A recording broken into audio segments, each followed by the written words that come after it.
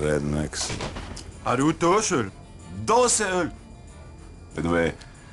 Helmut Lotti. Tyskland er den vej. Nu tager du dig sammen din nutidige københavner. Jeg skal bruge 2 dåseøl. Er du med? Vi er så tørstige, så vi kunne patte en død vandrot.